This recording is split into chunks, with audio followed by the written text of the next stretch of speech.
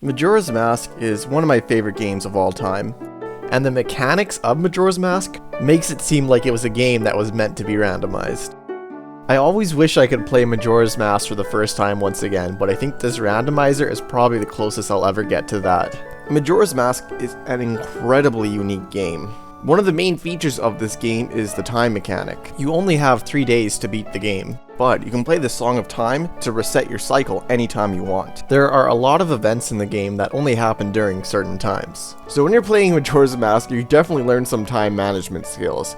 For instance, let's say I obtain the Kokiri sword, which means I can help save the bomb lady at 12:20 on the first night. Because I know I have to come back to Clocktown at this specific time, I have to choose the right task that will fill the gaps in time correctly. This time mechanic is extremely fascinating, and it makes it so you always have to keep thinking ahead of schedule when you're playing this game. Playing this game and having a schedule to do things is honestly so much fun, but with subsequent playthroughs of Majora's Mask, this scheduling can definitely become trivial to some players. That's where the randomizer comes into play. Every time you start a new randomizer, you have no idea how you're going to schedule everything, because you have to adjust your schedule for the random items that you are constantly obtaining. An amusing challenge to do with this randomizer is to try to beat the game in the fewest cycles. Doing this challenge with the random items makes for a difficult yet pleasant experience. With every new item that you collect, you have to keep that item in consideration with your schedule. One of the most amusing things about this randomizer is seeing how certain items open up your run. Like this run I was doing right here. Things were starting to look really bleak, like I was running out of possible things to do. Then this happened. Epona song, yes. That's actually a huge game changer here. That's gonna open up a lot. This is how my map was looking, and those green squares that you're seeing are mainly just the shops that I haven't been to. Now check this out. Like Epona's song, boom. Look how much that opens up, like that's honestly crazy. Another great thing about Randomizer is that it makes you learn so much about the game. I've completed Majora's Mask so many times, and I thought I knew a lot about the game. That was until I started playing the Randomizer, which made me get a reality check that there is still so much to learn about this game. The Randomizer randomizes all the chests in the game, including the chest with rupees. In the normal game, these chests would be completely optional, even to 100% the game. But in the randomizer, these chests become crucial to beating the game. Since any of these rupees chests could potentially have an item needed to beat the game, you have to learn where they all are. I couldn't believe how many of these chests are in the game that I had no idea about, and how many grottos there were in the game that I just never went down before. Randomizer actually makes these areas useful. Also, some of the quality of life improvements in the randomizer are fantastic. Having the transformation mask and the ocarina be set to the D-pad is such a great improvement. This makes it so you don't have to pause the game nearly as much for item management. Also, it makes going up the Stone Tower Temple playing the Elegy of Emptiness a little bit more bearable.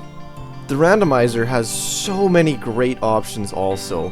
There are a lot of optional checks to make some of the more tedious parts of the game go by a lot faster. Like skipping 2 of the 4 beaver races, or making it so you only need 1 fish for the labfish heart piece. They even have a lot of other additional options either for difficulty or making the game easier, like the fast blast mask cooldown, double damage, time going by 6 times faster. There's just so much cool options in the randomizer itself. One of my favorite things, although this is purely cosmetic, is being able to change the color of the HUD and of Link himself. And another great thing is you're able to play as Cafe or Adult Link. Cafe will play pretty much identical to young Link. Adult Link, though, is a little bit taller, so you might have a small advantage in certain areas. The randomizer lets you randomize the game however you want. You could even randomize like specific heart pieces or specific chests. But the way I like to play it is to randomize everything except Scotchlet tokens, stray fairies, and dungeon items. Purely just because randomizing all 3 of those can make the game really chaotic. Randomizing all the shop items, known as shop sanity, is such a fun thing. There's nothing better than going to a shop and seeing that there's the Zora mask there, or an item that you really need. This game also includes random sound effects and music, which are a fantastic addition also. Some of the random sound effects can be so funny. The Korok baby is Link screaming instead. With Peach's castle music. Oh, it's too perfect.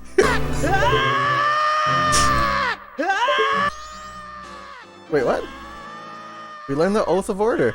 The random music option actually adds a bunch of songs to the game from other great games like Super Mario 64.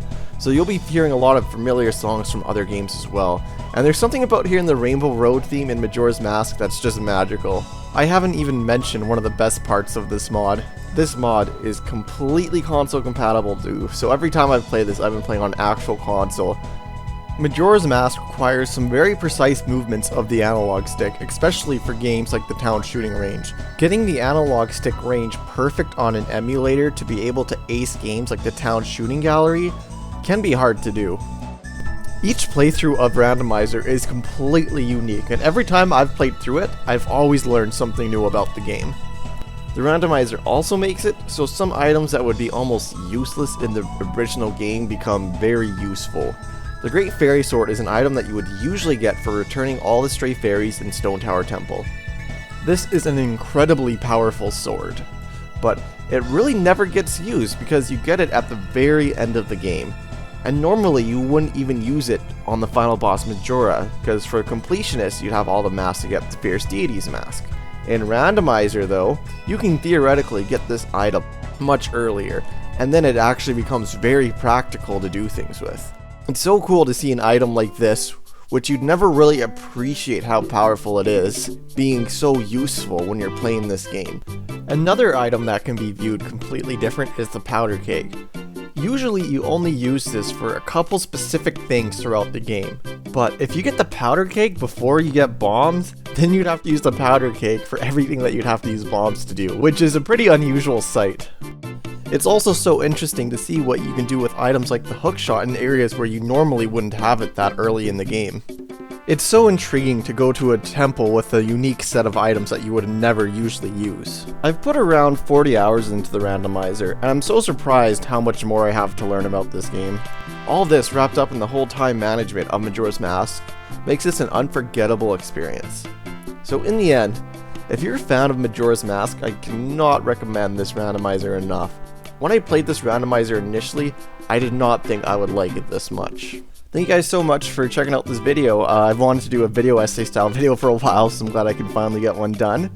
If you enjoyed this, if you could leave a like or maybe consider subscribing, I'd greatly appreciate it, and I hope that you guys all have a great day.